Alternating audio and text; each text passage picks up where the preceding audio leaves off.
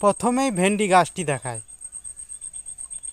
এই যে এই ভেন্ডি গাছটা দেখুন, 1 2 এখানে দুটো ধরেছে, প্লাস কুড়িগুলো দেখুন।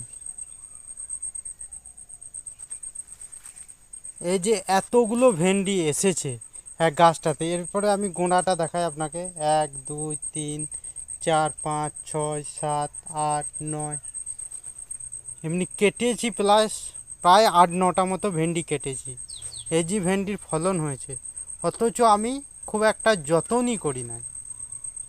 আমি শুধু একবার ঘাস বেছে দিয়েছিলাম, গোড়া পরিষ্কার করে দিয়েছি, আর একবার 10-20 দিয়ে দিয়েছি, এতেই ভেন্ডি ফলন। আপনি চাষ করতে চাইলে সহজে ভেন্ডি চাষ করুন, লস হবে না, লাভ হবেই, লাভ হবেই। আমি বারবার বলবো, 100 বার বলবো। আজ এই পর্যন্ত।